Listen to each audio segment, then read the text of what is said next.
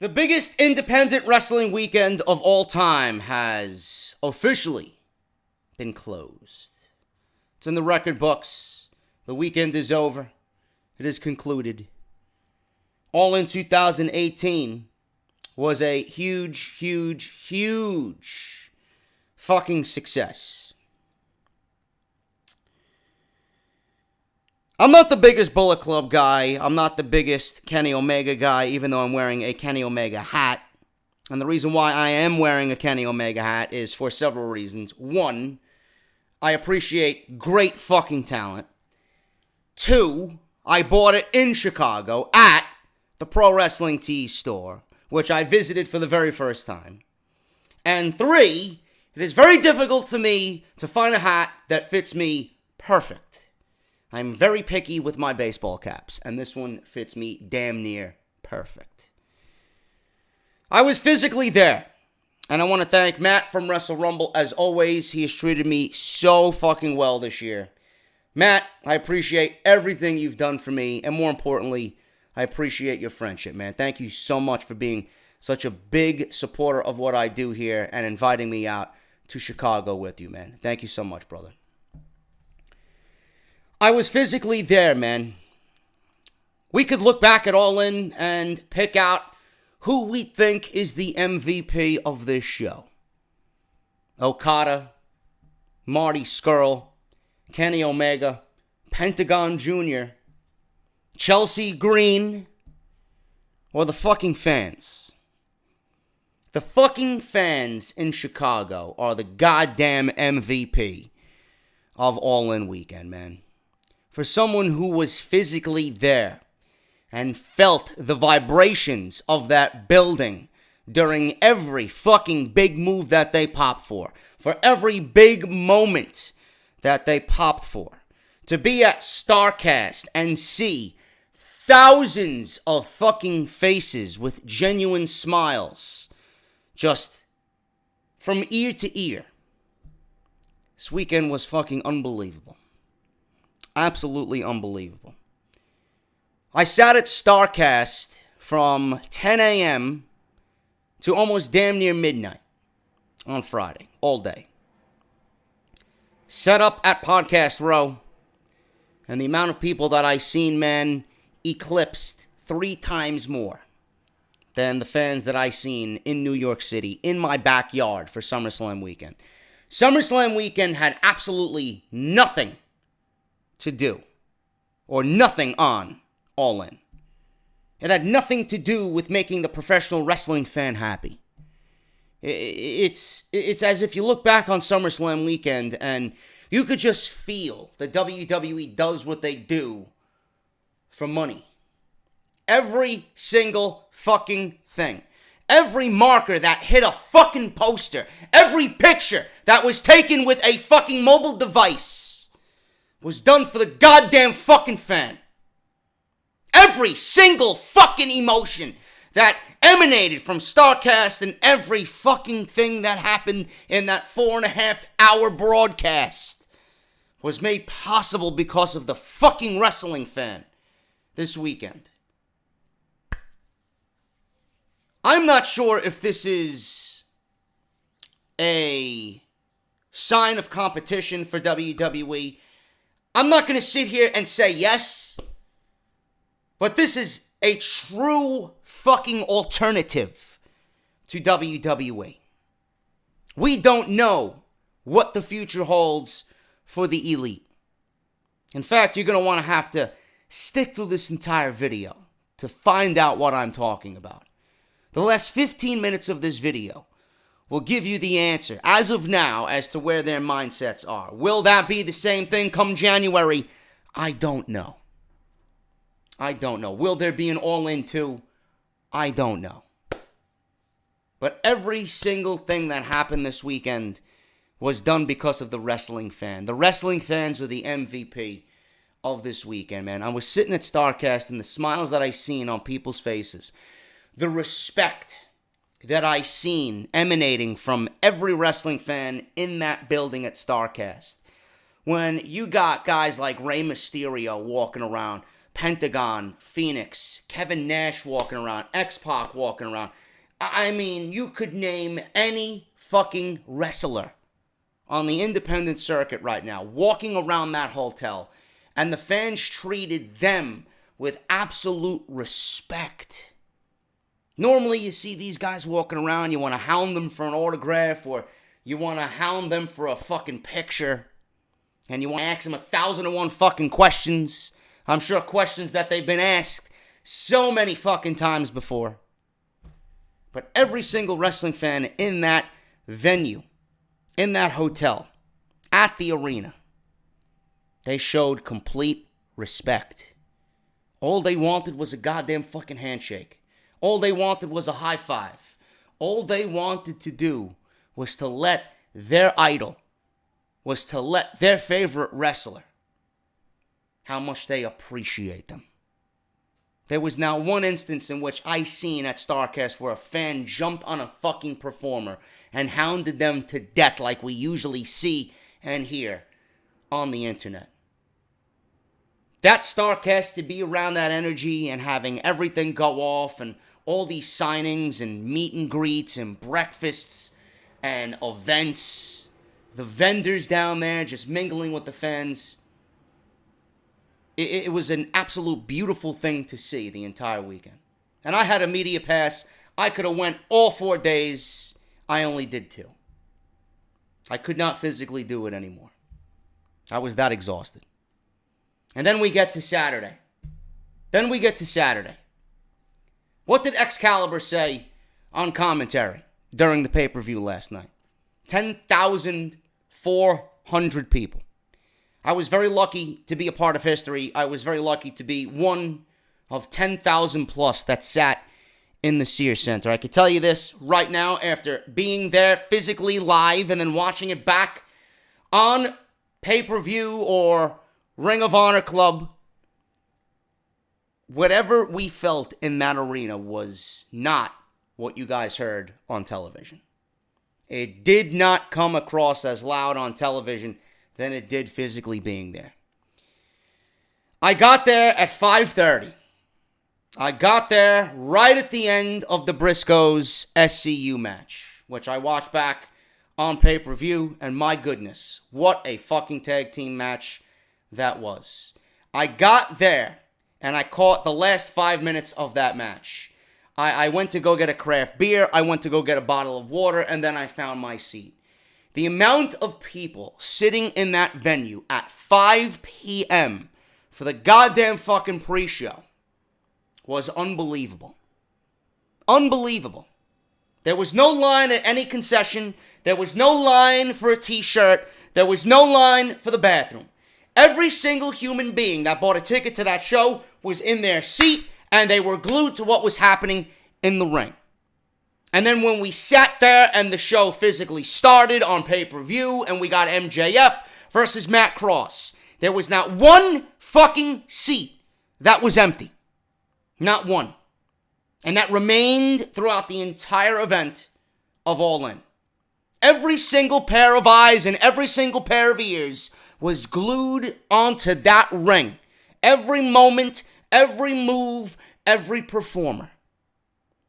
There was not one poster board in the crowd. There was not one sign. There was not one negative thing said about WWE. There was not one breath uttered about WWE. There was no beach balls. There was no disrespectful chants.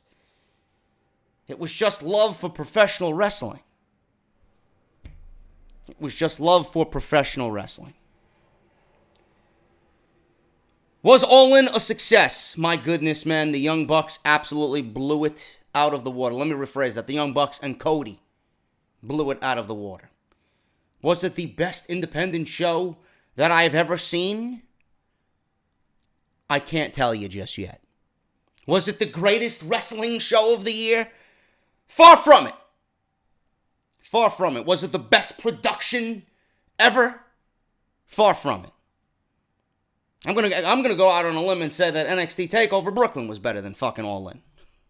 NXT TakeOver Chicago was better than All In. NXT TakeOver New Orleans was better than All In. NXT TakeOver Philadelphia was better than All In. But that does not factor into my overall feeling of the show, being there and then watching it live on pay-per-view. This show was fucking fantastic. Absolutely fucking fantastic. We don't know what the Bucks, we don't know what Cody, we don't know what Omega is going to do come 2019. But I can guarantee you, you're going to want to stick to the end of this video.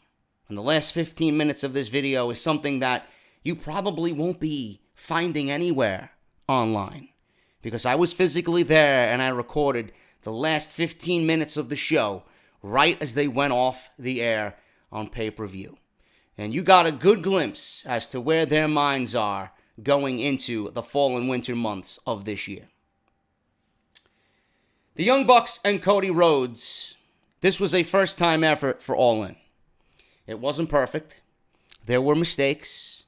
And I noticed the mistakes more so than being there live. Live, I watched it as a fan. Live, I cheered and jumped out of my seat and did, oh my God, oh my God, oh my God, as I seen fucking Pentagon package pile drive Kenny Omega on a goddamn fucking ring apron. And even worse, I think the second pile driver might have been worse, with Pentagon on the receiving end of that one from Omega.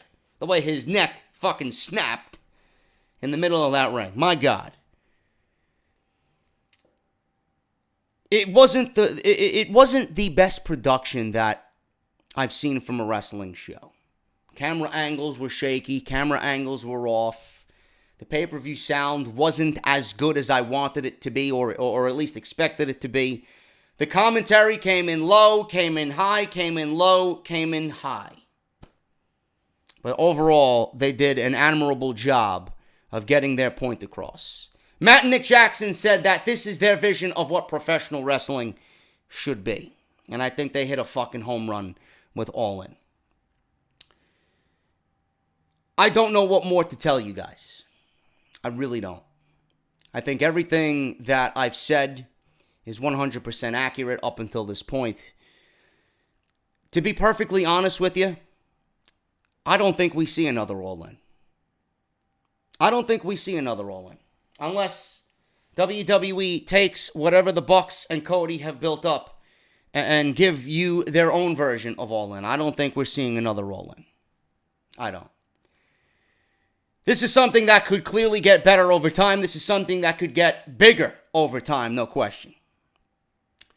But with the uncertainty of their futures, I'm going to go out on a limb and say I don't think there's going to be another All In. They can deny it up and down, but when Mr. McMahon wants to come with an open checkbook, and you know that this fucking guy was watching every minute of that show, or at least Triple H was watching every minute of that show. Do you know how many times All In and the commentary team last night on pay-per-view mentioned how that they were #1 trending worldwide with the hashtag All In? You know for a fact that Vince McMahon and his goons were watching that Twitter trending sidebar on their mobile app or their PC. All In was trending worldwide, #1 for the majority of the evening and into the early hours when that show went off the air. I don't think there's going to be another All In. I think we're one and done with All In. The Young Bucks are going to make $1 million easy before merchandise sales. Kenny Omega is going to make $1 million easy before any merchandising at all. These guys are going to be making 2, 3, upwards of $4 million a year to be in the WWE. Mark my words. And that is a very tempting offer to say no thank you to. So if you weren't there, and this is just a prediction, I'm not making any guarantees. I don't have a fucking crystal ball in front of me. But I am predicting that the Young Bucks and Kenny Omega, no matter how many times they say that they're doing everything together, or at least Cody is saying that whatever they do, they're doing together. They're WWE bound. If the WWE doesn't get these guys, and if the WWE doesn't have Kenny Omega and the Young Bucks at WrestleMania this year, I would be absolutely fucking floored. And then that opens up a whole nother discussion with Kenny Omega and the Young Bucks. Because I talked about this yesterday. I talked about this after the show with several people. sitting at Buffalo Wild Wings. And shout out to Buffalo Wild Wings for giving me this NWO t-shirt, man. New Wing Order. I am one of 50 people in the world with this shirt because they sponsored my meet and greet. They housed my fans, and we had some craft beer, we had some street tacos, we had some boneless wings, and we had a damn good fucking time. And I want to thank everybody over at the Hoffman Estates Buffalo Wild Wings for treating me like a fucking rock star, man. Thank you guys so very much. I would be floored if the Young Bucks and Cody and Kenny Omega do not end up in WWE. So if you were there at the Sears Center and you were one of 10,000 plus people, you were probably part of history that will never be duplicated ever again. That's all I have to say about that, man. All In was fucking fantastic. The weekend was great. And we're going to go over the entire show and what I thought about it, man. I watched it as a fan live, and I watched it on pay-per-view, right in my own home on the couch with a fucking slice of New York pizza and a cold beverage. And I watched All In for a second time, man.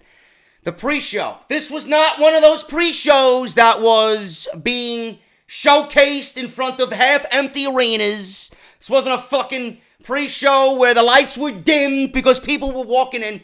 Every single fucking person that had a ticket to that show was sitting in that arena at 5 p.m. Everybody. I showed up late because I was hanging out with all you guys at Buffalo Wild Wings. And then I had to go get more craft beer online, which there was no line for. And I missed the end of the match. But the Briscoes versus SoCal Uncensored, man. SoCal Uncensored had a Rocky-themed ring attire going on. We had the Briscoes come out looking just like the Briscoes usually do. And my God, man, this was a fucking fantastic tag team match. If the Bucks and Cody wanted to set the tone for the entire show, man, this was the fucking match to do it. Now, watching it back and watching this match in full on my iPad, I did wonder why this match didn't actually open the show and MJF and Matt Cross did. Now, MJF and Matt Cross should have been on the pre-show. This tag team match should have been the match to open the show when they went live on pay-per-view. This was a fantastic fucking tag team match, man. And my God, I love tag team wrestling. How, again, I say this with fucking NXT every single time. I don't know how you could watch a tag team match like this and then watch the shit that we get on Monday Night Raw and SmackDown Live and then call that tag team wrestling. I'm not even going to call that tag team wrestling anymore.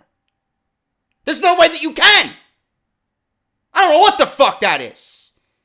It's like I go up the street to the fucking pizzeria and they're serving me fucking 2-week-old fucking pizza that's hard as a rock. With cheese that's fucking green molded.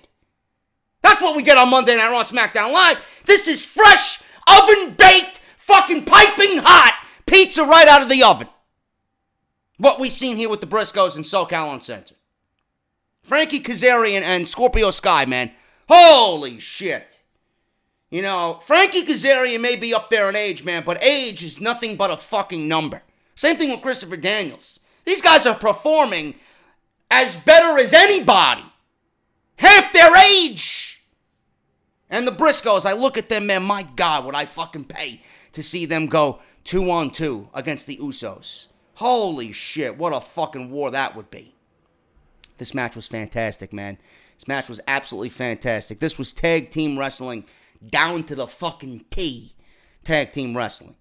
The Briscoes pretty much isolated SoCal Uncensored for the majority of this match, man. Double teaming Sky, and they were keeping them, SoCal Uncensored, grounded, cutting off half the ring for those guys.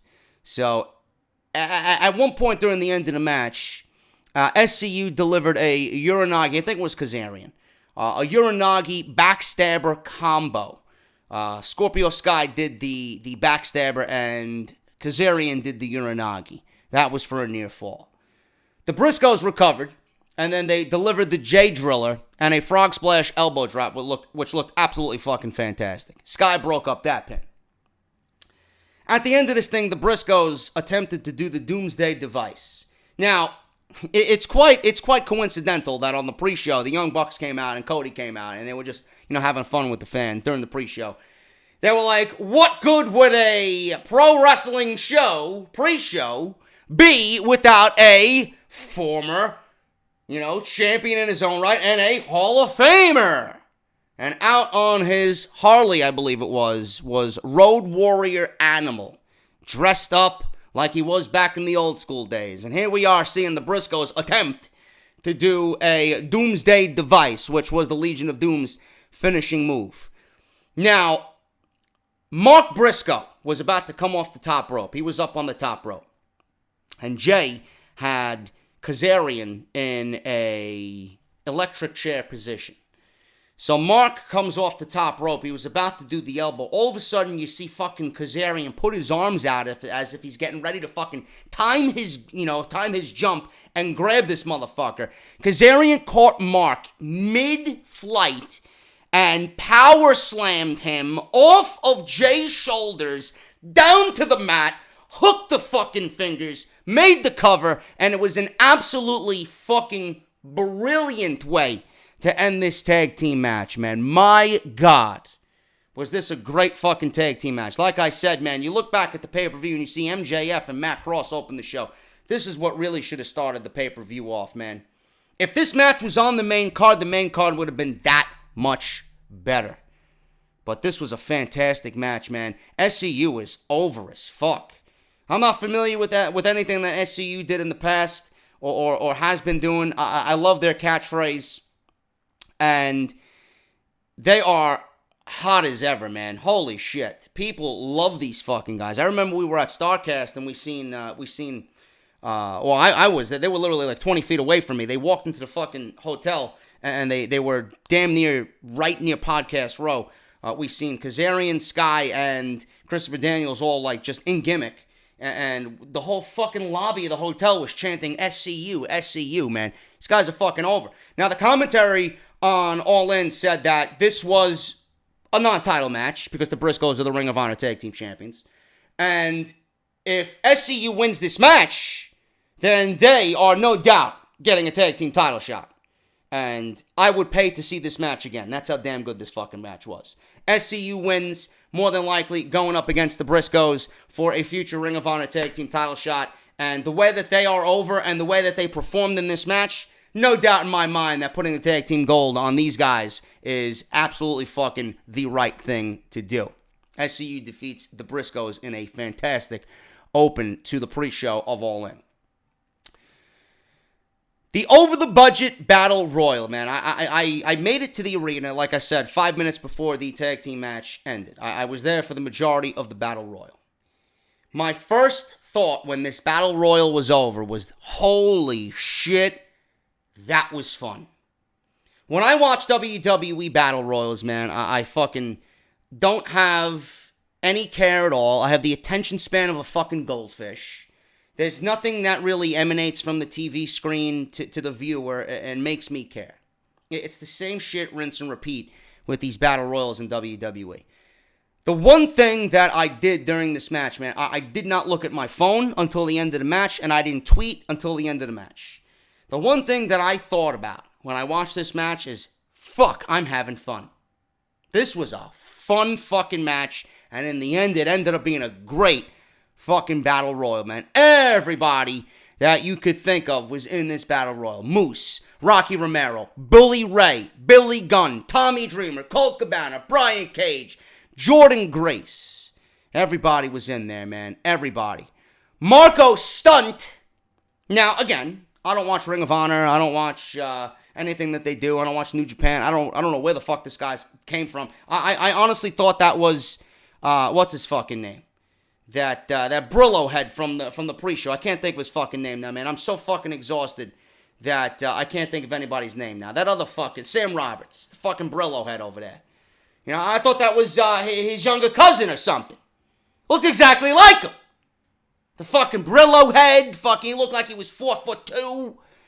Marco Stunt over here. I actually wanted him to fucking win the whole thing. He's more over than fucking Roman Reigns is. Marco Stunt. Guy was receiving standing ovations, Marco Stunt. Marco's stunt actually eliminated Moose. Moose had a good spot where he was doing fucking right hands and lefts to everybody.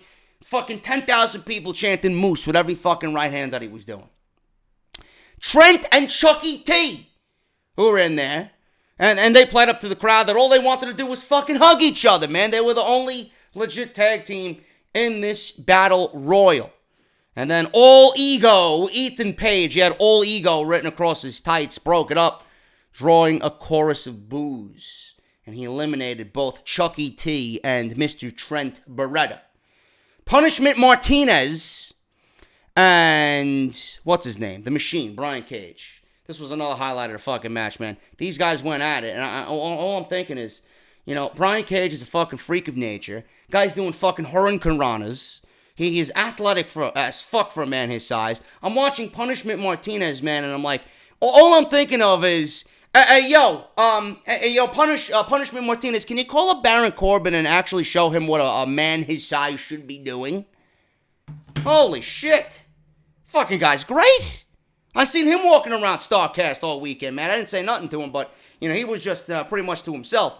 But Punishment Martinez actually eliminated Chucky and Trent before becoming Rocky Romero's fucking bitch. He was throwing clotheslines around everywhere. Brian Cage, the newly won Impact X Division champion, shut that comeback down and eliminated Mr. Romero. Hurricane Helms unleashed some superhero-like power. You know, he was delivering chokeslams to Martinez and Cage. Big chokeslams, too. Like, legit fucking chokeslams from Hurricane Shane Helms. And then he did his little fucking hurricane thing. He was showing off his superpowers. And then he got eliminated. Colt Cabana was the fan favorite here. Everybody thought he was actually going to win this thing. Colt Cabana delivered a super kick that sent Page out of the match and drew a huge hometown ovation in the Sears Center. Tommy Dreamer came in throwing cookie sheets and trash cans and just getting a huge ECW chant from the Sears Center. 10,000 plus chanting ECW. He started unloading with cookie sheets and trash cans. And he did his bionic elbow in homage of Dusty Rhodes. He was even wearing the polka dots. Bully Ray then came in. I loved Bully Ray in this entire thing, man. Every big spot in this Battle Royal was broken up by Bully Ray, man. The guy legit lives the fucking gimmick. He is a fucking bully. Bully Ray came in, eliminated Mr. Tommy Dreamer, and he was gone. Jordynne Grace, who I've never seen wrestle before, man. She looks fucking good. She looks good, man. She was in this match. She was actually the only female in this match. And she actually had a nice showcase with Brian Cage, man. She tried to lift Brian Cage up in a fireman carries position and tried to do squats with fucking Brian Cage on her shoulders, man. She almost got it. She had everybody legitimately fucking on the edge of their seats with her doing that. So she collapsed because, you know, she tried her best. She almost got it. And, you know, they played it off well as Cage, you know, got out of it and reversed it. Cage was eliminated eventually by Jordynne Grace after she powerbombed him out of the fucking corner. He gave her a buckle bomb that puts Seth Rollins to fucking shame. And she came back and powerbombed him off the top rope and eliminated Brian Cage. Man, Brian Cage is fucking awesome. He put over Jordynne Grace brilliantly last night. And that's a testament to how Brian Cage is, man. I love that shit. That was fucking awesome. So she eliminated Cage and then teamed up with Cabana to deliver a what's up to Bully Ray Dudley. I was gonna, you know, I gotta get used to calling him Bully Ray. I can't call him Bubba Ray, you know, because he's coming to House of Glory. Bully Ray Dudley. Bully Ray. He was treated to a Jordynne Grace headbutt right between the fucking legs, right in the fucking balls. So she was playing Devon during that segment. That was fucking awesome. That got a massive pop. Ray eliminated Grace and Cabana, but then I think everybody had predicted this, man. I think everybody had predicted this. Flip Gordon was actually under a Mexican mask, and he was taken out. This unknown Mexican wrestler was taken out early on in the match, man. Bully Ray took this guy, and within seconds of this thing, powerbombed him through the ringside table with the ring announcer and the timekeeper. Powerbombed this guy into oblivion right through the table. This unknown Mexican wrestler at that point laid out cold throughout the entire Battle Royal. And when Bully Ray eliminated Colt Cabana, this guy came in from nowhere and he revealed himself to be Flip Gordon. And he ended up eliminating Bully Ray and winning the Battle Royal and getting the Ring of Honor title shot at All In against Jay Lethal. So this Battle Royal was fucking fun, man. This was a fun fucking Battle Royal. And this pre-show, man, this is how you do pre-shows. With that tag team match in this Battle Royal, the best pre-show of the entire wrestling year for any pay-per-view. Easily. These two matches were good enough to be on the actual show. That's how good this pre-show was, man. So as a result, Flip Gordon wins. He gets the Ring of Honor world title shot against Jay Lethal, man. They played up the fact to everybody's strengths in that Battle Royal. They gave you some memorable moments. They gave you some fun spots. Everybody had a role in this Battle Royal. There was not one person that looked out of place. Billy Gunn looked fantastic in the Battle Royal. He went one-on-one with Brian Cage at one point. Even at Billy Gunn's age, I don't know how old he is, but he stood toe-to-toe with Brian Cage, man, and he held his own. And he got eliminated, man. Brian Cage threw him, bench pressed him over the fucking top rope. Holy shit. This was a fun fucking Battle Royal, man. And that Brillo head. Sam Roberts fucking illegitimate fucking baby boy. I don't know what the fuck, man. Holy shit. Marco Stunt. He was doing Hurricane Ranas. He did a fucking Tilt-A-Whirl DDT on somebody. The fuck is going on over here, man? Marco Stunt. I gotta see more of him, man. He did good, but Flip Gordon wins the Battle Royal.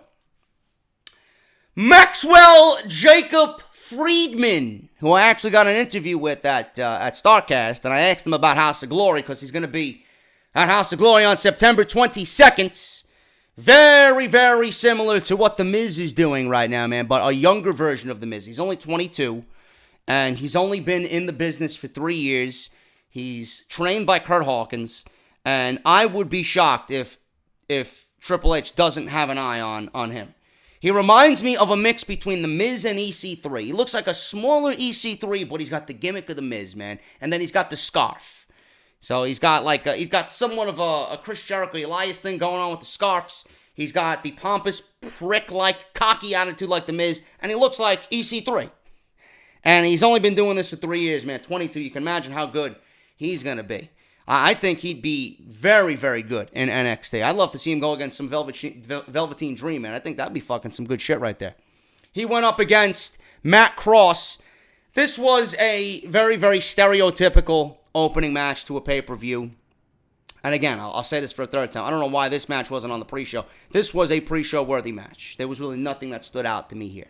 I want to see more of what MJF can do. I'm going to be calling his match in a couple weeks at House of Glory. He's going up against Cashflow Ken Broadway.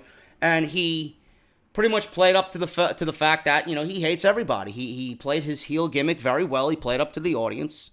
And he was showboating a little bit too much. And that ended up biting him in the ass, man. Cross found his way back into this match after MJF was constantly, you know, trying to take advantage of him. And he was trying to get the crowd rallied behind him. MJF cut him off, delivered a shoulder breaker for a very, very close near fall. Took the crowd out of it. He continued to cut off Cross, talking trash to Cross. Moonsault by MJF. Missed. Jammed his knee up. Cross capitalized with a cutter and then delivered a shooting star press. Picture perfect for the win. And he gets the win. He defeats MJF to open All In, man. Matt Cross has been doing this for over 20 years. The commentary team said, man, he looks fantastic for his age. Holy shit. So, MJF and Matt Cross, man, decent match. Again, realistically should have been on the pre-show. And one of those matches that we've seen on the pre-show should have opened the show. Like I said, the tag team title match definitely should have opened All In. Stephen Amell versus Christopher Daniels. I mentioned this on social media yesterday, man. 2 hot takes. Number 1, Stephen Amell is more over than Roman Reigns. Number 2, Stephen Amell knows more wrestling moves than Alexa Bliss does. Stephen Amell is he is great, man. For someone who, you know, is a huge fan of professional wrestling, has not wrestled much at all, was trained for this match by the Bucks, by Cody. That was well documented. This guy knows what the fuck he's doing. It wasn't a perfect match for Stephen Amell. You could tell his timing was a little off. He stumbled here and there. Whether it was a lockup with Christopher Daniels or falling down or some timing issue. But listen, I got to give the guy props. He went in there and did something that I don't think anybody would realistically try and do. This guy went in there and battled someone who's been in this business for 26 fucking years. Now, granted, Christopher Daniels is a 26-year veteran. Obviously, there's no better person to work with than Christopher Daniels if you're Stephen Amell. But it takes two to fucking dance. It takes two to tango, they say, right? He more than well held his own in this match. And you got to give this guy fucking credit. If he wants to do this, if Stephen Amell wants to train, from what I've seen, watching this thing now twice, if he wants to do this and wants to correct those little errors that, we've seen in this match, I think Stephen Amell would be a very good get for a Ring of Honor. And he's got the notoriety, he's got the fanfare, and after this match and after this night, last night, he's got the fucking respect of the crowd, man. Seriously. This guy did fantastic. And I think you guys should really own up to the fact that Stephen Amell held his own against Christopher Daniels. This was a great match, man. Christopher Daniels dominated most of the match. Amell tried his best to fight back. Daniels worked the midsection. And Amell fought back, delivered a fucking Falcon Arrow to chance of Green Arrow. It was fucking great. Amell delivered a fucking Van Terminator. This guy did a coast to coast on Christopher Daniels for a 2 count. Daniels answered with the best moonsault ever for a 2 count. But I love that Don Callis, who I actually met as well, got his email as well. He actually called it perfectly, did Don Callis. He hit the best moonsault ever, did Christopher Daniels, but he didn't get all of them, and he barely grazed them. Johnny Mundo does the end of the world, or Starship Pain, whatever the fuck he's calling it now, and he usually just grazes him with his arm on the way down. That's what Christopher Daniels here did with the best moonsault ever. Amell is then on the top rope. Daniels is up there. They're jockeying for position. Daniels gets knocked down. This was the lamest part of the match. And I have to call it out. And I know what you guys, seen as well. And I know you're probably thinking the same thing, man. It was a little unrealistic. And I think it's just one of those things where, they're doing their best to try and sell the best they can for a non-wrestler. Christopher Daniels came off the top rope after him and Stephen Amell were on the top rope, jockeying for position. There was a table laid out on the outside. Christopher Daniels gets knocked down off the turnbuckle, hits the ring apron, does like a little spin, and then just purposely just lays down on the table. It's almost like an invitation to just fucking hit me with an elbow drop off the top rope. He physically just willingly just laid on the table. He wasn't knocked on the table. He didn't get forced on the table. He wasn't put on the table by Amell. He just went on the table, just standing up. He just plops down on the table, lays down. I'm looking at this. I'm like, what the fuck? What is he doing? That looks so cheesy. And then in the end, Amell tries an elbow drop through the table. And my God, one of the sickest bumps of the night. This table, you could not break a table more perfect than Amell went through this fucking table. He landed flush through the table, on the mat, missed the elbow drop, completely destroyed himself. So, Jerry Lynn, who was the referee of this match, goes outside.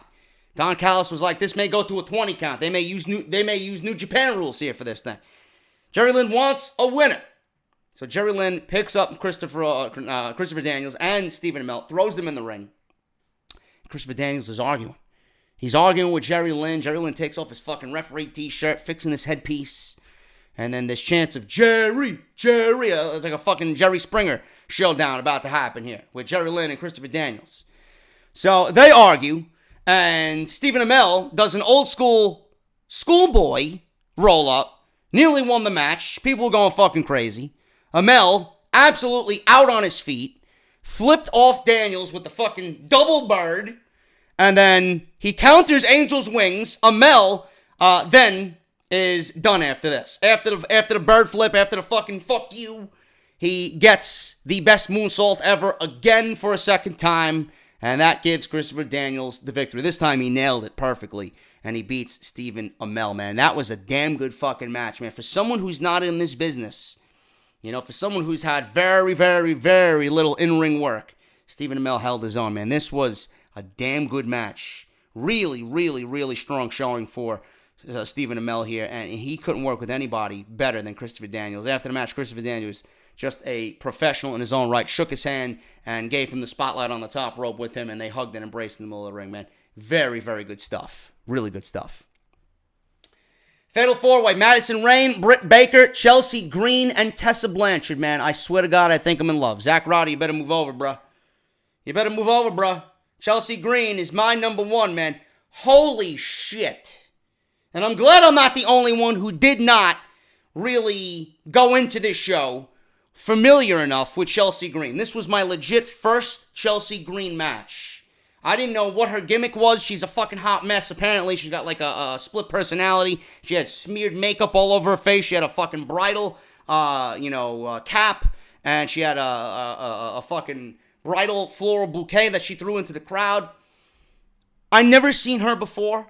But my God, man, if I'm talking about MVP of All In, Chelsea Green is absolutely in the discussion at the top of the list. She was phenomenal in this match. Everything that she did was picture perfect. And I swear to God, man, if Chelsea Green is in Impact and they haven't done her and Tessa Blanchard yet, man, I'm going to watch Impact just to see these two women fight. She is fantastic. Tessa Blanchard, I don't have to say anything about Tessa Blanchard, man. WWE fucked up on not bringing in Tessa Blanchard. Whatever WWE's loss is, that's Don Callis' ultra fucking pickup. My God, how you don't sign Tessa Blanchard. I don't give a fuck how nasty her attitude is in the back. There has to be a reason why they didn't sign her, and that cannot be it. You look past that with the amount of talent that this woman has. And I'm going to go on record. I said it on social media last night. Tessa Blanchard is far greater than Charlotte Flair. Don't at me. This was a great match, man. Madison Rayne, Britt Baker, Chelsea Green, Tessa Blanchard, Fatal 4-Way. Everybody loved this match, man. The crowd was so into it. This was one fall to a finish, and everybody thought it was elimination, but it was one fall to a finish, man. First one to a pinfall wins. Tessa Blanchard was, she was as awesome as always in this match, but man, Chelsea Green outshined everyone in this match, including Tessa Blanchard, man. Green calling out to her boyfriend, Zack Ryder, actually did the broski boot to, I forgot who it was, but she did deliver the broski boot. Late in the match, the women traded their finishers. Blanchard delivered Magnum to Green, who then took out Madison Rayne with the Unprettier. And I love the way Chelsea Green does the Unprettier, man. She jumps and she fucking plants her opponent beautifully. Unbelievable stuff, man. I cannot speak any more high about Chelsea Green. Baker then came back with a super kick, an Adam Cole-like super kick, and that didn't keep anybody down. All four of these women got "This Is Awesome" chants. Green delivered another Unprettier, this time to Britt Baker, but the foot was on the rope when Chelsea Green went to go make the cover. Green continued to build momentum. She delivered a fucking Canadian destroyer. She did a fucking destroyer, and I'm sitting there, I'm like, what can this woman not do? Holy shit. She, at one point, she even walked the tightrope in this match and started fucking shaking her ass on the top rope. And did a fucking deep arm drag off the top rope. Everything she did was beautiful, man. There was one point in this match where, let me try and recall this. I think it was an Unprettier by Chelsea Green. And then I think Tessa Blanchard did the Magnum off the top rope. And then I think Britt Baker got involved somehow. and she pinned Chelsea Green. I think it was the unprettier to Madison Rayne, and then Tessa Blanchard did the Magnum to Chelsea, and then Britt Baker came in and super kicked Tessa Blanchard. But the thing was, at that spot, if you guys recall what I'm talking about, Britt Baker went to go cover Chelsea Green, who was hit by the Magnum by Tessa Blanchard. I'm watching this, and I'm like, that is a smart fucking move. She went to go cover the right woman in that situation. She didn't cover the woman she super kicked. She covered the woman who had the finishing move done to her because she knew that was her best chance to win. I'm watching this, and I'm looking at the guy sitting next to me in the arena. That's what I watched this shit for. That was smart. And whoever thought of that sequence, you guys get a fucking double thumbs up from me, man. I love to see shit like that in a match that doesn't insult my intelligence. Beautiful, beautiful stuff. Blanchard then delivered a hammerlock DDT to Green, and she scored the victory. Now, a lot of people were saying this was a botch. I watched the replay 3 or 4 different times. Britt Baker did not touch the pinfall to break it up. The referee, everybody thought, botched it. That was the outcome of the match. Britt Baker, I believe, tried to sell the fact that she was just inches away from breaking up that pin, but she did indeed not touch the pinfall there on Green, covered by Blanchard. So Tessa Blanchard wins. She beats Chelsea Green, Britt Baker, and Madison Rayne. Great fatal 4-way match, man. Chelsea Green, easily one of the MVPs of All In. After the match, they all embraced because they are all very, very good friends outside the ring. And I can't say any more about Chelsea Green, man. She looked like an absolute fucking star. I do believe it's in my notes, man. I went to go research this because I was just blown away by her performance, man. She did have a tryout at the Performance Center. Okay? She did have a tryout at the Performance Center. And if Triple H is watching this, she was there with, I don't know, someone else from Impact. She was there with another Impact superstar. I forgot who it was. I don't recall who it was, but I know she was at the Performance Center, and the last set of tryouts, she was there. If Triple H is watching this and he's not signing her after this match, there's something fucking wrong with people in WWE, man. But I'm gonna leave it to Triple H to realize that she tried out, list of people, yep, we're signing her. You have to sign her. You need to sign Chelsea Green to NXT immediately. Unbelievable stuff here, man. Great women's match. That's a match that you look back and think, a revolution? Right there. Great fucking stuff. The NWA World Heavyweight Championship. Cody Rhodes, Nick Aldis, and the feel that was in the arena during this match was unbelievable. Absolutely unbelievable, man. You talk about a big fight feel. You talk about the promo package that they put together for this thing. You talk about Nick Aldis' entrance and the way he looked. Another guy WWE passed on. How the fuck you passing on Nick Aldis the way he looks, man? Holy shit. I see Nick Aldis walking around StarCast. Guy's walking around. He was the best dressed individual in that entire building. The guy, 240 plus days as NWA champion. That's what they said. The guy looks like a champion. He carries himself like a champion. He speaks like a champion. The guy was given one of the most prestigious titles in wrestling history. A title that's been dead for years. A title that's been there and just is being trying to resurrect. They're trying to resurrect this title. Fucking Smashing Pumpkins himself, Billy Corgan's trying to resurrect this title. They did a fantastic job with Nick Aldis doing this thing, man. The guy looks like a fucking superstar. And then obviously you got Cody with the Dusty Rhodes history. You got his history with his father holding that championship. This is a big match feel. Big match feel. You got Nick Aldis camp. You got Jeff Jarrett there leading him. You got the Nightmare team, the Nightmare family. You got Glacier out there. You got DDP out there. So, they both got their camps ringside for this match. And this was a big fight feel, man. Everybody legitimately on their feet chanting All In. And Cody, during the beginning of this match, they actually shook hands in the beginning of this match, man. They were playing up the fact that they were just going to go to war. And at the press conference, Nick Aldis was a prick to Cody. He didn't want to shake his hand.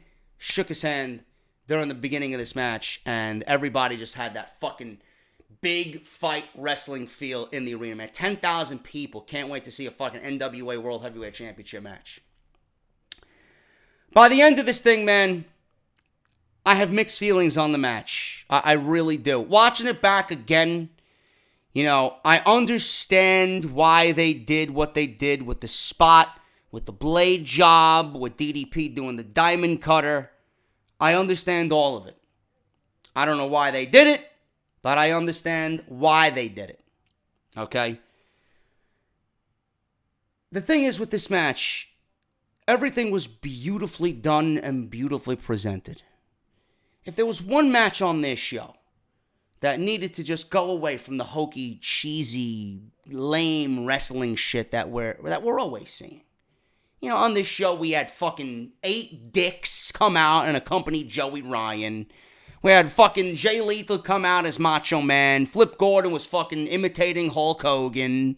We had the fun stuff, the funny stuff in the Battle Royal. If there was one match on this entire 4-hour show that just needed to not include any of that stuff, if there was one match on this show that needed to be pure wrestling, should have been this one.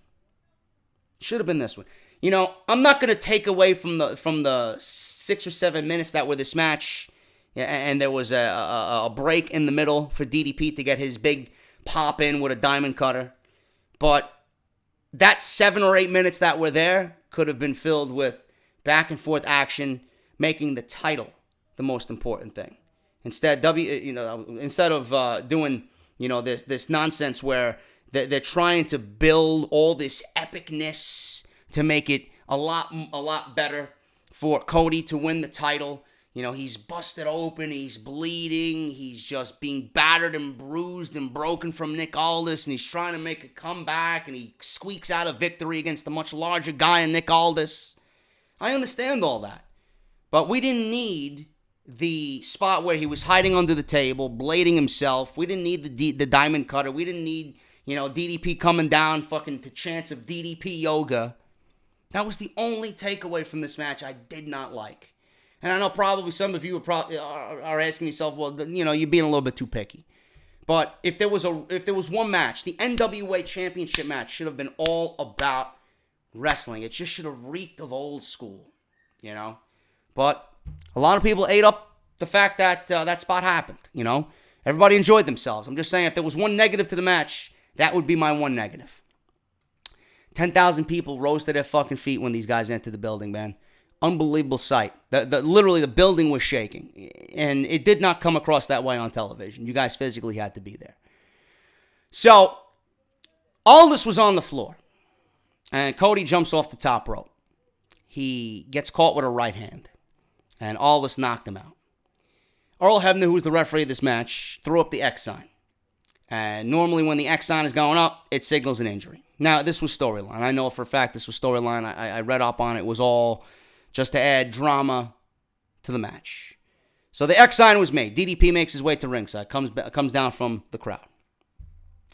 Daivari, who was there, tried to interject himself, and he gets a diamond cutter for his troubles. So he gets diamond cuttered. Cody, bloodied, found himself on a vicious attack by Aldis. Now we had Cody fight out and deliver a snap power slam for a near fall. Rhodes missed a moonsault, and Aldis reestablished control and hit a fall-away slam, beautiful fall-away slam off the top rope. Rhodes applied the figure 4, and obviously we know that move is very synonymous with Dusty Rhodes and his battles with Ric Flair. Aldis survived the figure 4, delivered a power slam on the floor, which looked fucking nasty. Fucking nasty. Now, Rhodes tried for an Alabama slam the first time, couldn't do it. He dropped Aldis, he couldn't do it. And he was selling the effects of the back. The power slam really took a lot out of him. So, Aldis, again, targeted his back, trapping him in a Boston Crab. So, he went for the Alabama slam to Cody, and Aldis went right back on the attack, on his back, and applied a Boston Crab. Cody's forehead is bleeding. He's completely out of it. Brandy Rhodes is on the outside yelling, "You don't have to do this." Cody's selling it like a fucking superstar. He looks completely out of it. Aldis drags him in the back. He drags him back to the middle of the ring with a Texas cloverleaf. So she's pleading with him. Nick Aldis leaves Cody left for dead in the middle of the ring. He's climbing the top rope as Aldis. Brandy gets in the ring and covers her husband and is on top of her husband. Nick Aldis, like a fucking just complete piece of shit, jumps off the top rope and delivers an elbow drop on Brandy Rhodes as she's covering Cody to protect him. Chants of asshole ring out 10,000 strong. And he dropped the elbow across Brandy Rhodes' back. Rhodes fights back, disaster kick, cross Rhodes, 2 count.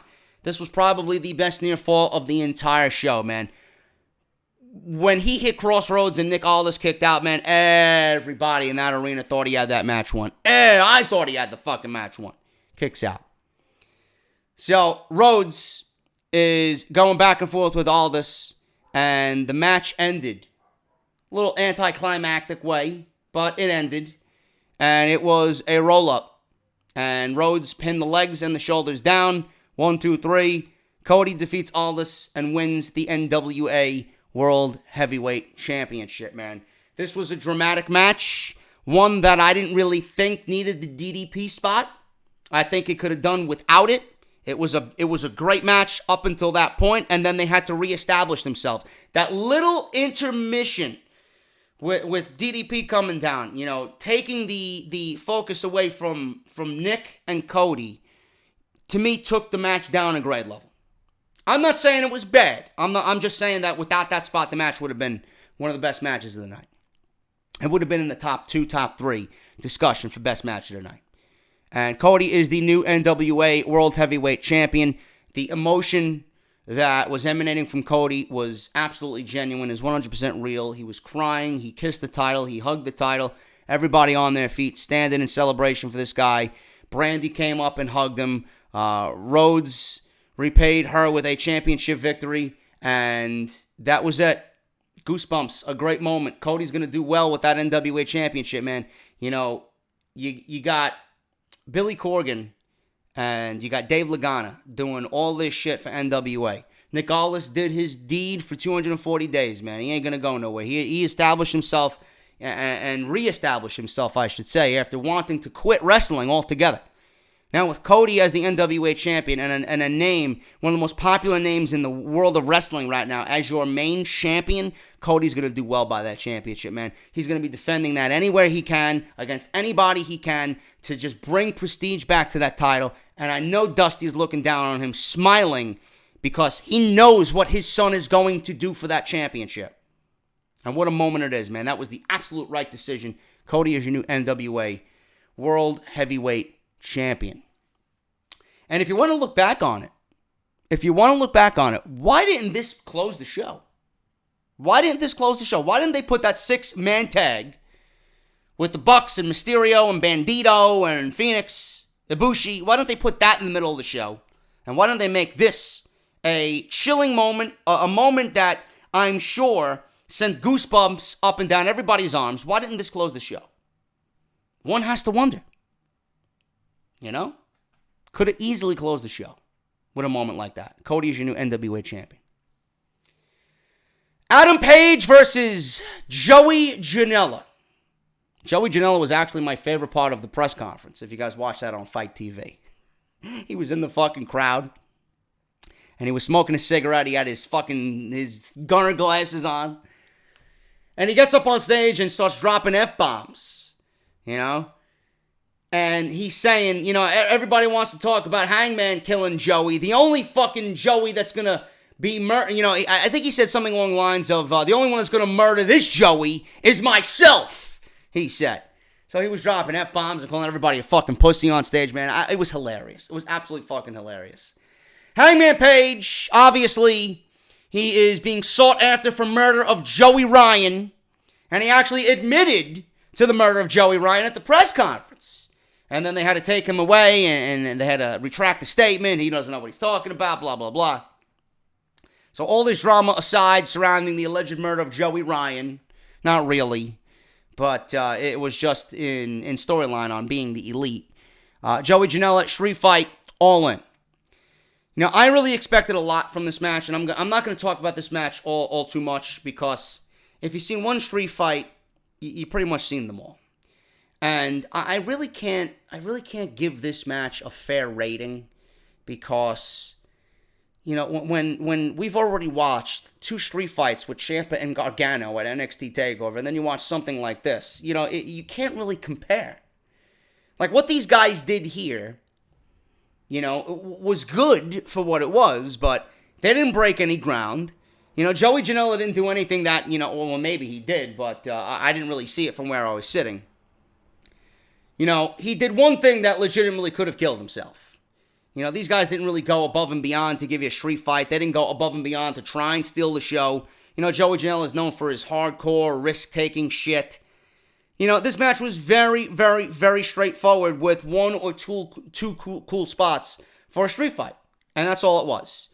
So, with that said, I'm going to go out on a limb here and say Penelope Ford is actually better than Joey Janela. And I think Penelope Ford was actually the star of this match, to be honest with you. Not with just what she was wearing, which was fantastic, but with what she actually did in this match, man. I think she got a bigger pop than both guys who were actually competing in the street fight. Now, there was a barrel at ringside covered, and underneath the barrel, they removed the black cloth, and it was for Cracker Barrel.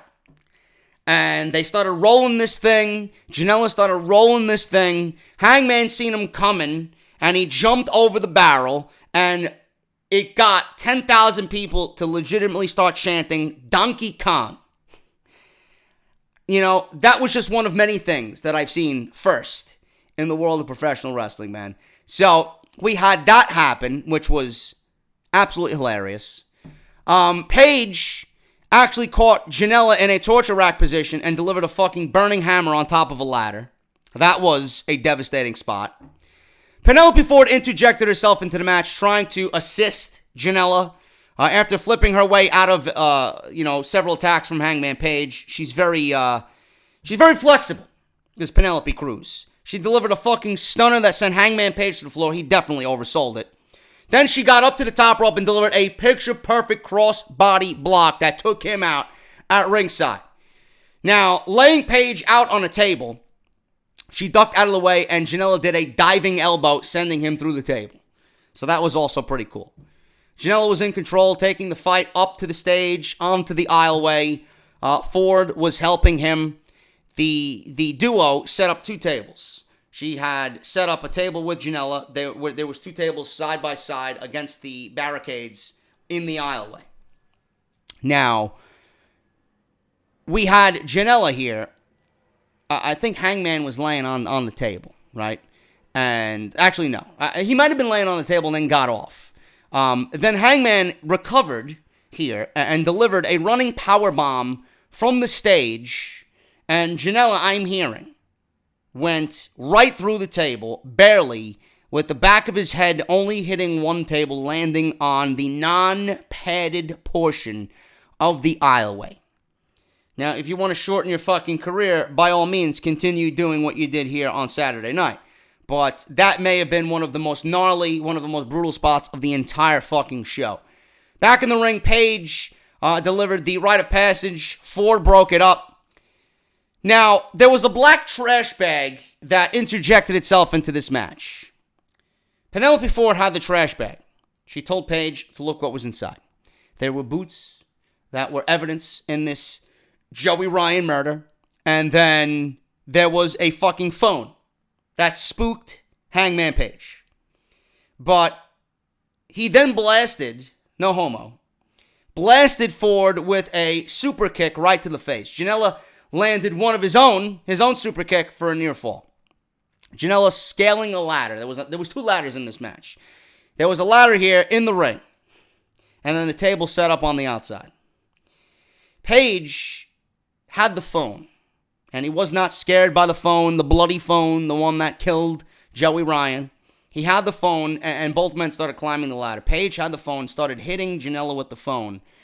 And he tried to get Janela into the rite of passage. And he did. And he jumped from the ladder, the top of the ladder, through the table, and delivered the rite of passage through the fucking table. That might have been the most. I just mentioned about the table spot with Janela off the stage. That was absolutely fucking ridiculous. Ridiculous. I'm surprised the guy actually walked out on his own after that spot. So that was it. I mean, if that didn't do it, I don't think anything's gonna fucking kill Janela. That was it. 1, 2, 3. Rite of passage through the table, off the ladder. After the match, Ryan rose from the dead. And this is where I think Jim Cornette was having a fucking heart attack. You see 8 fucking guys in dick costumes. There were 8 walking cocks coming to the ring. And all of a sudden, Joey Ryan comes to the ring. Hangman Page is in shock when Joey Ryan emerges, coming up from the fucking dead. And Ryan hits his signature moves and sends the crowd home fucking happy, man. There was laughter. It was a good time. It was a fun spot. It was just comedy. It was actually entertainment. Now, I never seen 8 fucking cocks accompany somebody down to the ring, but this is what happens at All In. You got 8 fucking cocks just walking Joey Ryan down to the ring, and the match itself was good. I mean, it's not something that's going to blow a Ciampa Gargano Classic out of the water, but they tried. And then after the match, you got fucking 8 cocks accompanying Joey Ryan to the ring and getting his revenge on Hangman Page. So that was that. Ring of Honor Championship match, man. If I was to choose one match that was the worst on the show, it was this one. It was this one. I don't know, man. I actually enjoyed the Stephen Amell match more so than this one with Christopher Daniels. I didn't like this match. You had Jay Lethal come out as Black Machismo. He was wearing Macho Man getup. He was accompanied by the Genius and Flip Gordon. Everybody wanted Flip Gordon to win this thing, man. This was more of an homage to Macho Man Randy Savage and more of an homage to Hulk Hogan, and a rivalry that we seen back in the 90s for WWE, in the late 80s, early 90s. And it's something that I really didn't care for watching this match. I was genuinely bored with this match. If there was one match outside the Nick Aldis, Cody Rhodes match that should have been taken seriously, it's this one. And I didn't enjoy it. You know, there were some cool spots. Flip Gordon's fucking fantastic. He's athletic as fuck. Jay Lethal's a great wrestler. I don't know why this match wasn't taken seriously. The Ring of Honor Championship, a prestigious fucking title, and you're going to be doing shit like that. I know it's an homage to Hulk Hogan and Macho Man. I understand that. But that's not going to bring a certain level of prestige to the Ring of Honor title. It's only going to make it look like a fucking comedy title on this show. And being that this is the biggest independent wrestling show in the world ever, the Ring of Honor title should have been positioned a little bit more seriously. Jay Lethal wins here. He wins with a lethal injection. You know, you had Black Machismo, Jay Lethal, go up for 3 elbow drops. 3 Macho Man-like elbow drops. And he delivered all of them, nailing all of them. Gordon hulked up. He hulked up. He pulled a Hulk Hogan. He did the whole fucking Hulkamania thing. He did the finger point, and the crowd did you know. And he was coming back and fought through Lethal's comeback and onslaught. He delivered 3 punches, a big boot. He did a Pele kick and a springboard sling blade. And Gordon looked to be on his way to winning the Ring of Honor title.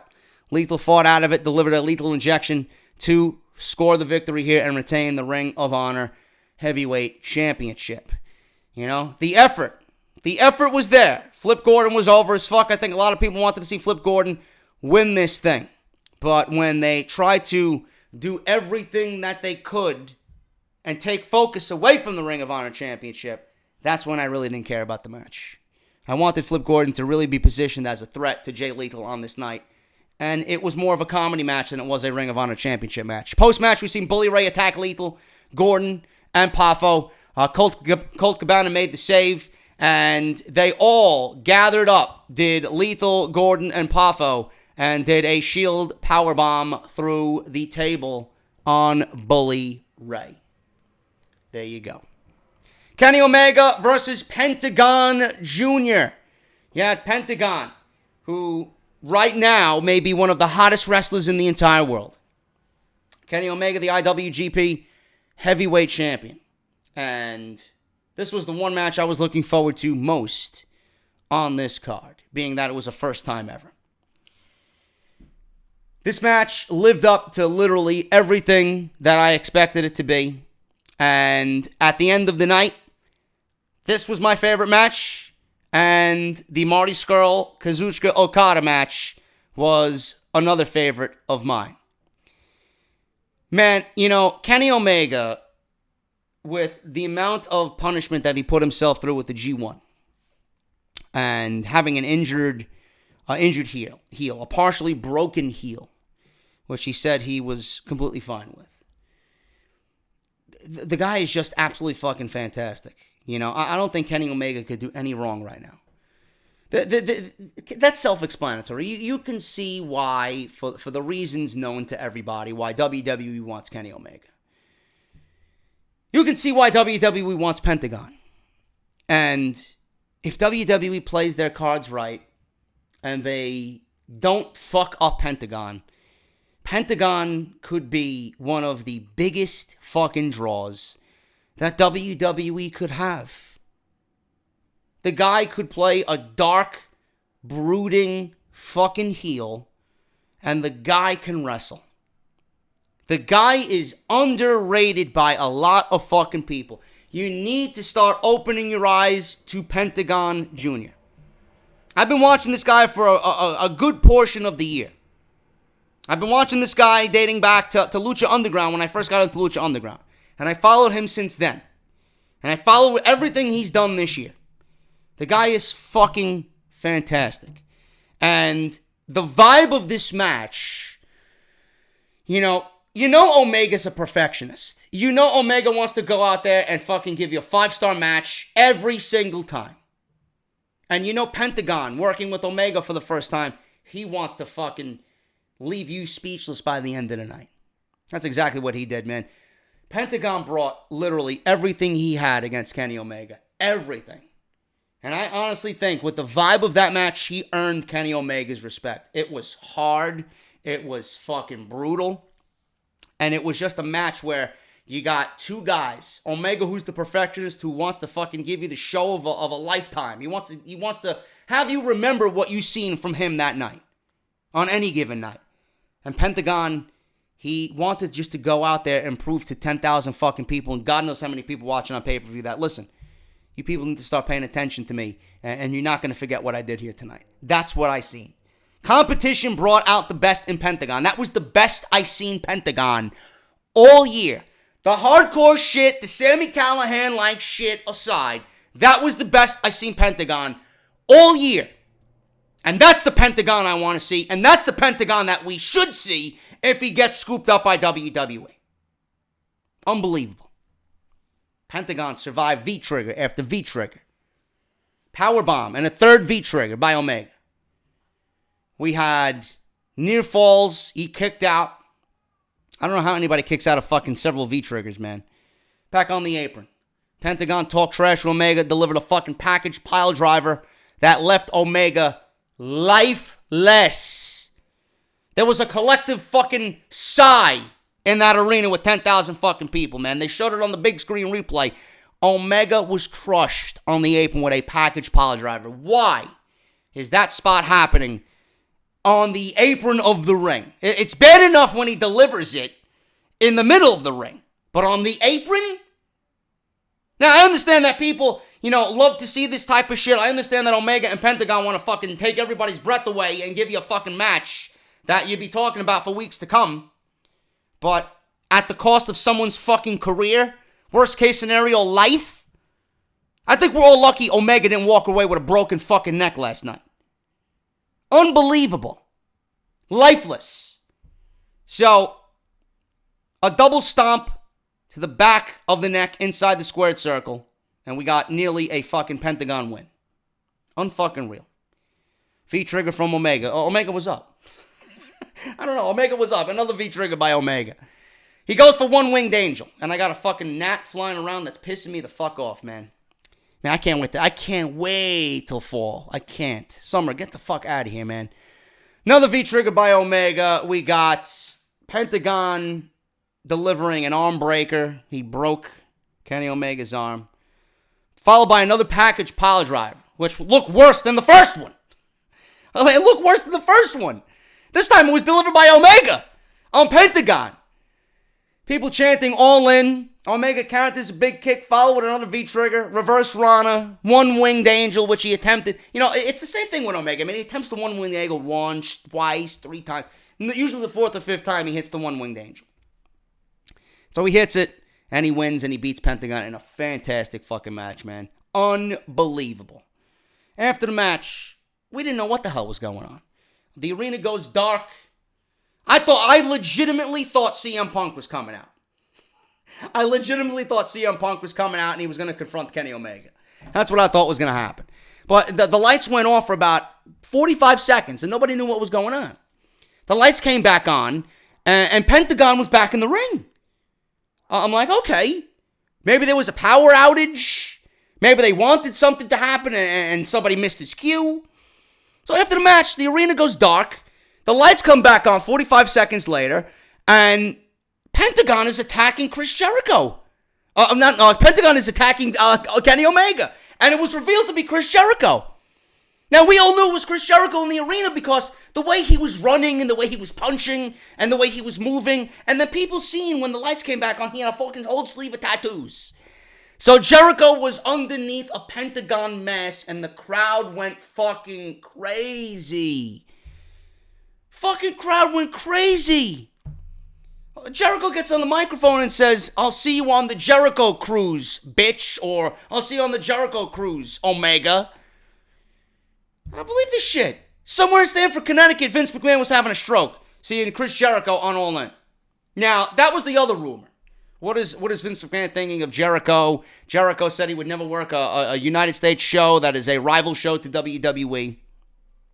Listen, Jericho right now obviously got approved by Vince McMahon. Jericho got the okay from Vince McMahon. He's not going to do anything without Vince McMahon's approval. I think whatever you hear on social media or whatever you're hearing reported in the dirt sheets, about Jericho being more open to doing, more shows away from WWE inside the United States, I think it's all a job.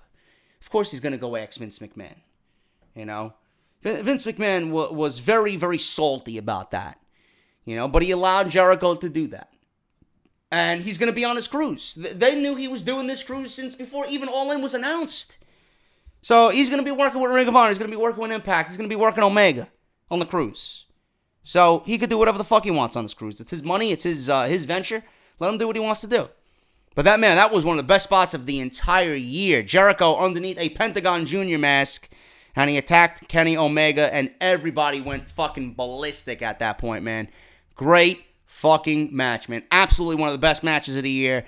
And Pentagon and Kenny Omega, man. Brilliant together. I would absolutely love to see a round 2 with these two guys, man. The expectations were there. Was it a 5-star classic? I'm not going to say it was a 5-star, but it was damn near one of the best matches of the fucking 2018 year, man. Absolutely. Was it the best match up until this point? I think so. I honestly think so. This was the best match up until this point. Kazuchika Okada versus Marty Scurll, man. This was the other match that I really didn't care for much going into.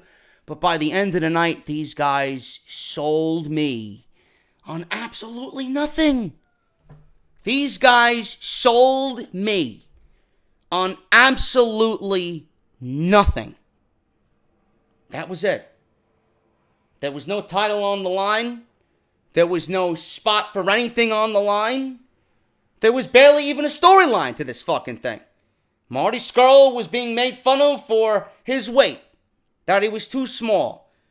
Okada was saying that he's going to banish him to 205 Live. And all these guys did was tell you a story of how Marty Scurll wants to be considered a heavyweight. People were on the edge of their fucking seat for a vertical suplex because they told a story that built up to that one spot. And when Marty tried to get Okada up in a vertical suplex, 10,000 fucking people were on the edge of their seat for a vertical fucking suplex. I mean, you want storytelling in a match that offers absolutely nothing in terms of championship. This is it right here. I mean, this was probably the second best match on the show. Being that I watched it back again, and I just have a soft spot for Pentagon. I do. And I love Omega. Omega is the type of worker that I would absolutely want in my company, bar none, number one. So I have a soft spot for those guys. But if you're talking about second best match of the night, there you go. Kazuchika Okada and Marty Scurll, man. I talked about Chelsea Green before. MVP? The MVP of this night was Marty Scurll. Absolutely the MVP of this match was Marty Scurll. Marty Scurll transcended his career. You know, you got to think of it this way. Even though they're all friends, okay? You're not going to put anyone in the ring with a Kazuchika Okada. You're not. You're going to put someone in the ring with Kazuchika Okada when you trust their ability to A, get over, B, work, C, work. Because when you're talking about Kazuchika Okada, you're talking about probably number one or number two, subjective, depending on who you talk to, best wrestler in the world. And my God, his dropkick in person is even prettier than it is when watching it on the TV, man. The height that this fucking guy gets and the velocity that he gets on that dropkick, man. Holy shit. Holy shit. Marty Scurll was the MVP of All In. His career from this point on is made. He's more over. He's going to be getting more opportunities. And the guy was made he was made into a legit superstar just by working Kazuchika Okada. Bar none. And if you don't agree with me, man, then you're not watching the show the correct way. This was a fantastic showing for Marty Scurll. You know, we had chance of 205 live. This was a great match. Towards the end of this thing, man, I cannot begin to tell you how many people were on the edge of their seat, man. Back and forth with Scurll and Okada. Scurll appeared to be gaining momentum. There was a attempt for an Okada powerbomb, and that gave way to a neck breaker instead. The action picked up, both men going back and forth, trying to get pinfalls on one another. There was a nice sequence of pinfall attempts in this match, trying to get the one up on one another. Okada's corner dropkick, man, that hesitation missile dropkick, holy shit. Then he tried for a tombstone. Scurll countered, and he did not counter the second time as Okada finally delivered the tombstone. Scurll grabbed Okada's fingers, and Okada taunted him, saying 205 live. Nice way to bury 205 live. Marty Scurll snapped the fingers and applied a chicken wing. Crowd was going crazy for a fucking chicken wing. A chicken wing. Okada was on the brink of tapping. A miscommunication spot saw the referee get knocked down. He got intercepted, and the referee was knocked out. So Marty Scurll, being the villain, grabbed his umbrella, and he smacked Okada in the head with it, revealing that the umbrella said All In. Scurll delivered a Rainmaker to Okada, tried to finish him with his own finishing move, and this was one of the best near falls of the entire evening. I'm telling you, man, everyone wanted Marty Scurll to win this match. He delivered the Rainmaker, did not beat the Rainmaker. Scurll then spit in Okada's face and ate 2 straight Rainmakers, ending the night of Marty Scurll. That was it. What a match, man. All over the fact and the simple story of Marty wants to be a heavyweight. They sold you on a fucking vertical suplex. Remember that. When we're watching Monday Night Raw tomorrow and we are yawning every 15 to 20 seconds over the fact that they don't know how to tell a good story, we're going to go back and think of this and look at the story that Okada and Scurll told over a fucking vertical suplex. I mean, I got to tip my cap to both Scurll and Kazuchika Okada, man. I don't know. That just brings back, that brings a smile to my face, man. It brings me back to the fucking reason why we love professional wrestling. Main event, Rey Mysterio, Phoenix, Bandito. I'm going to go out, I'm going to say something that sounds completely fucking ridiculous. I've never seen Bandito before, so you guys got to excuse me.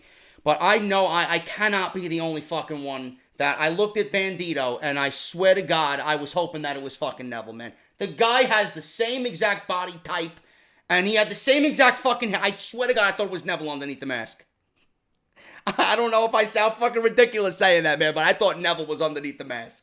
Seriously. But this is the first time I've been shown Bandito, and holy shit. Do I want to see more of Bandito? Rey Mysterio, Phoenix, and Bandito versus the Young Bucks and Kota Ibushi, man. This match actually went to the limit. This was severely cut short. I think what I heard was that Okada and Scurll went over by 12 to 13 minutes. So that's what took time away from this. You know, I was looking at my clock and I'm like, well, this is on traditional pay-per-view. They only bought till 10 o'clock. So they are going to end this relatively fast, man. They did their best to give you a fucking main event worthy match, man. Everything was fucking flawless. This was a spot fest, but my God, man, was the crowd into this main event. All they wanted was to be fucking thrilled by their favorites, and they wanted to see fucking high risk. And that's exactly what these guys got, man. It was fucking a high flyer's wet dream was this match. Mysterio delivered a 619 to Matt. Phoenix followed with a Destroyer. And Bandito finished with a Hurricane Rana, man. Beautiful fucking sequence. Holy shit. Frog Splash by Mysterio. They got chance of Eddie to Matt. Near fall. This was all over the place till the end. You could physically hear watching it back on pay-per-view where the referee was seen saying, go home. They had to rush through it. The Young Bucks and Ibushi delivered a series of moonsaults and then a Meltzer driver for the victory. The Young Bucks and Kota Ibushi defeated Rey Mysterio, Phoenix, and Bandito. Yes, this was a production of the Young Bucks. Obviously, they were going to be in the main event. They put themselves in the main event. Why the fuck not? They have every right to do so. Was this the real main event of the night? Absolutely not. This match should have been placed in the middle of the show. You should have ended the show with Cody's moment, or you should have ended the show with the Kenny Omega Pentagon match. That's just the way I see it. I mean, when you have the IWGP Heavyweight Champion not defending his title, but representing your show, then the IWGP Heavyweight Champion should be in the main event. If that wasn't going to main event, then Cody and Aldis. Absolutely. You know, this was not anywhere near the best match of the fucking show. I put this match up there with the Jay Lethal Flip Gordon match. I enjoyed it, but it was nowhere near main event worthy. Absolutely not. You know, the time constraints obviously rushed through everything. And being that this was the Bucks and Cody's first endeavor in running a show like this, you could see where they messed up. Something like that would never happen on WWE. If Triple H was in charge, we would not be getting a fucking 8-minute high-flying, just spot fest to close out a fucking pay-per-view like this. This match would have been given more time, or a real main event would have been in its place instead of this. But I'm not going to zing them. I'm not going to nail them on that. It did run a little long. I was very exhausted by the end of the night. And if anything, this show, if it happens again, could be used as a stepping stone. It could be used as a lesson. It could be used as a trial and error for Cody and the Young Bucks to not do that again next year. But we'll see what happens, man. If there is going to be an All-In 2, I'm predicting Madison Square Garden. You got Chicago, one of the best wrestling cities in the fucking world. How do you go up from All In? They even mentioned doubling in size next year. You know, you're not going to, sit here and try and be better than this year by going out to an LA or some fucking, rinky-dink fucking bingo hall in Los Angeles that seats 10,000 people. These guys legitimately could sell out Madison Square Garden with another All In. And that's where I think All In 2, if it does happen, is going to be.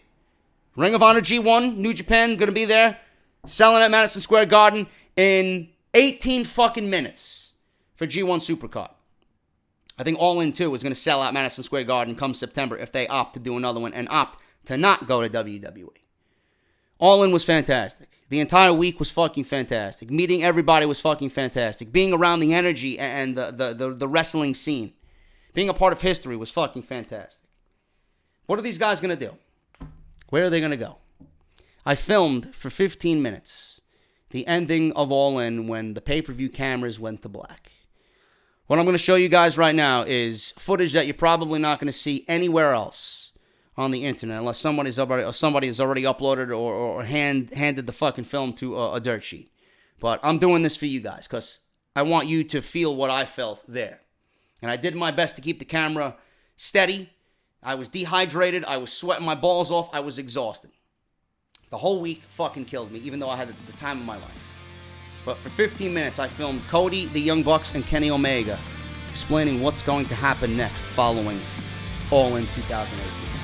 Thank you guys so very much for everything. I hope you guys enjoyed my review of this show. If you did, please hit that thumbs up. I'm sorry for the late upload. I got a very busy week ahead of me, and I'm physically and mentally exhausted from the week, and I want to try and catch up on my rest. Thank you guys so very much. Like I said, hit that thumbs up. Follow me on Twitter at JDFROMNY206. Hit that subscribe button down below. We are near 97,000 officially for the channel. And I want to thank Sal Rex for the thumbnail, and I want to thank Mike Will for the layout for this all-in pay-per-view review. Now, without those guys, this channel wouldn't look half as good as it does now. Thank you guys for everything, and I will see you all with another new week of WWE television as we get ready for Hell in a Cell. Until then, take care. Thank you for everything, Chicago. I will be back, and I'll talk to you guys very soon. Hey, Ibushi, Matt, Nick, I just want to say thank you for letting me be part of history.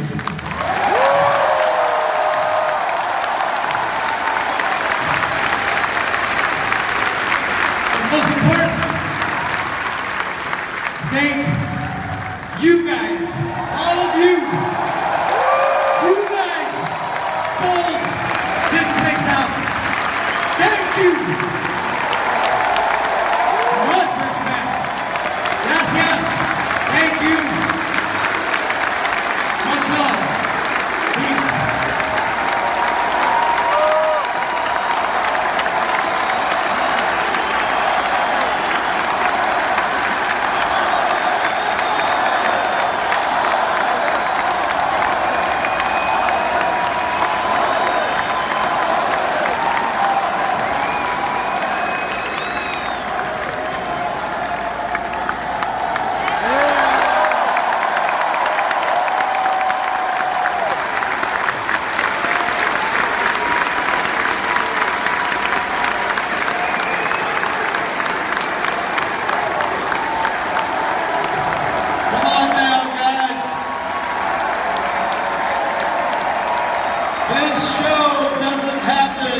Without someone like Kenny Omega.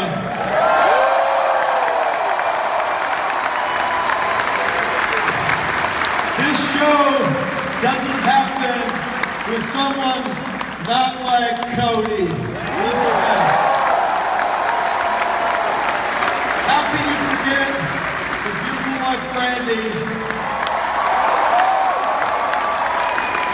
Great to be the entire Young Bucks Empire. My wife, Dana, Mrs. Matt.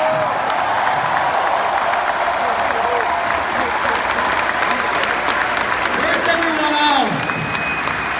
Where's Hangman? Where's Marty? Hey, where's my wife at? I think I flew them out. Where's my 2 kids?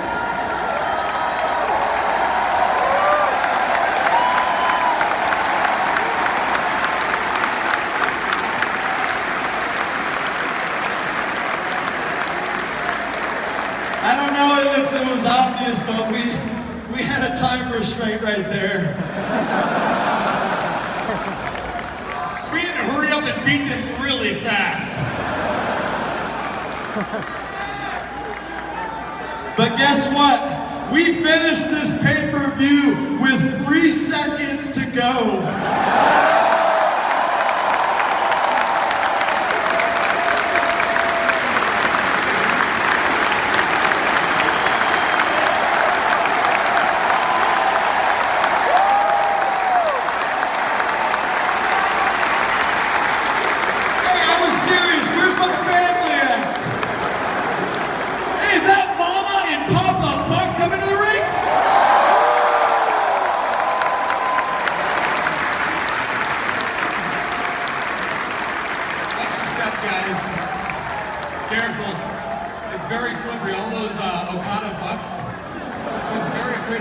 dive off the stage. It was terrifying. You know, guys, about a year ago, or maybe even longer, this man came into our lives.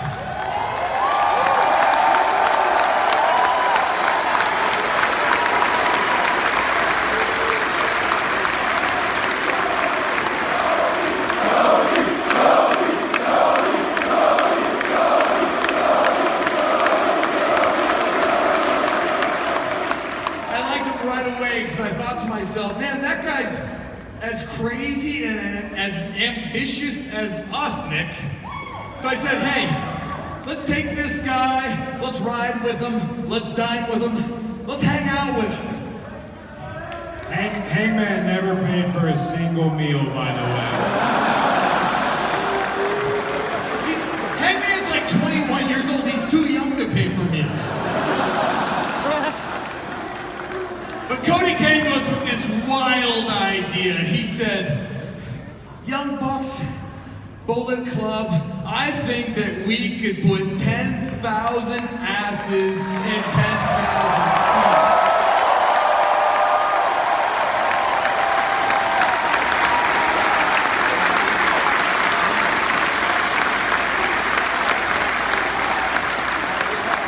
And knowing that my brother and I are pretty much up to absolutely anything. I mean, we invaded Raw that one time.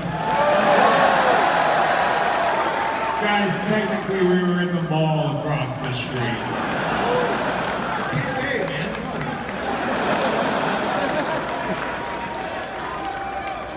But it didn't take just 3 men. It didn't take just the Young Bucks and Cody. It took each and every one of the people standing in this ring. This was a group collaboration. All the people in the back. And most importantly, as cheesy as it sounds, all 10,000 plus of you.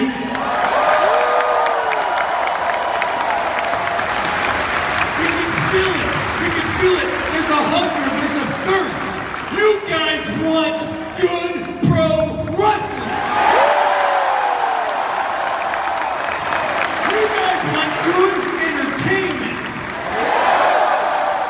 And what we presented to you in those 4 hours and 57 minutes, oh my God,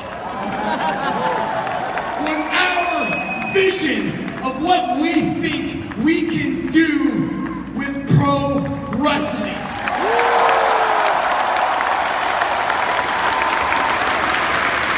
Do you want more of this?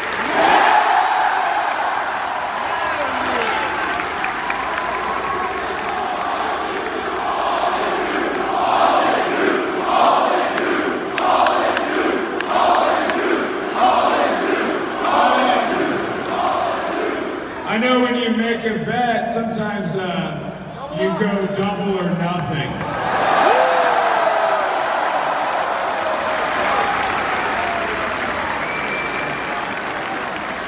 We have no graphic, we're not making an announcement. It's just something that, you know, we're brainstorming, we're talking about, we're spitballing.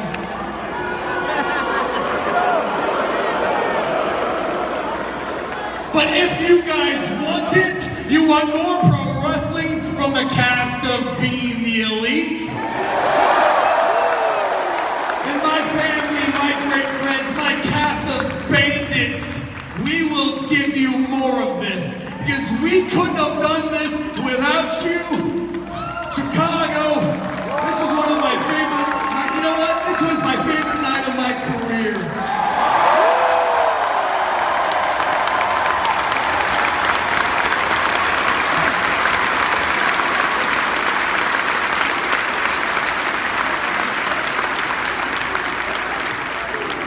You know what I like?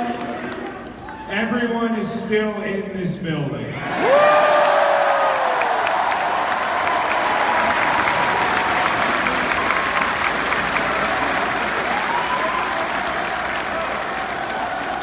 All in is this serendipitous tale, things just falling in line one after another, and one of those things is not only did I find colleagues right here, not only did I find peers, these people are my best friends in the entire world.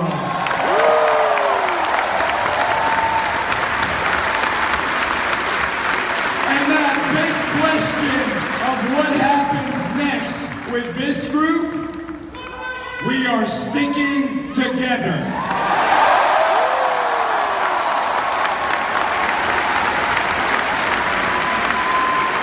Because nobody, no man, no company, no entity owns pro wrestling. We own pro wrestling.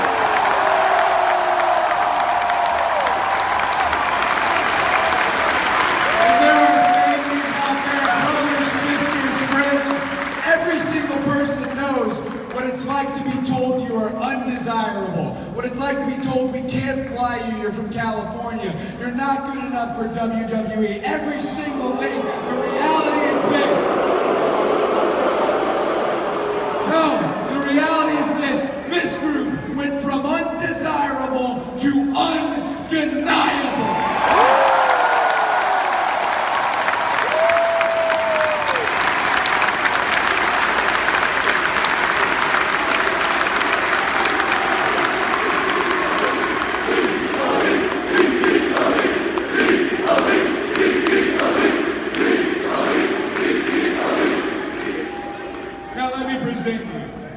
My friend and the leader of the Bullet Club.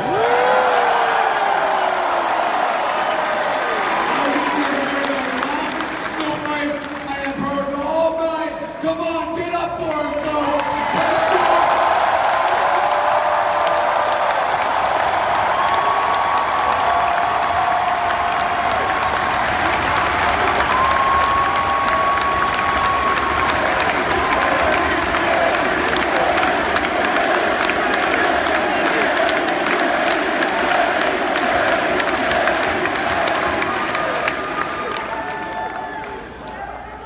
I would hate to brag,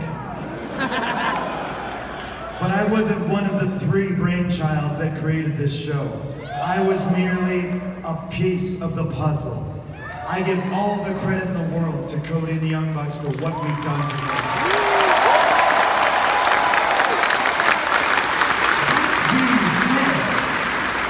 That being said, I don't at all feel like an egomaniac when I say, my God, that was probably the greatest pro wrestling show I've ever been a part of.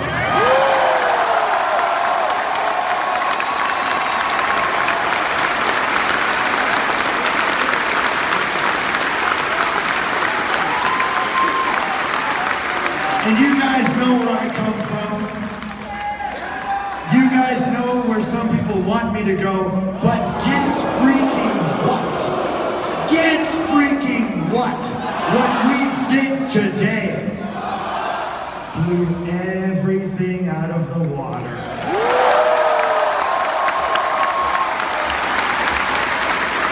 And believe it or not, that's not just talking about the match quality. That's not talking about this incredible cast of characters. Guess what the most important ingredient is? Did you figure it out yet? Oh yes! It's each and every single one of you! You guys believe in the change. You believe in the movement. You believe in the alternative. And thus, we shall continue this journey. But for now, we all must bid you adieu. So please, with me now, if you will, goodbye!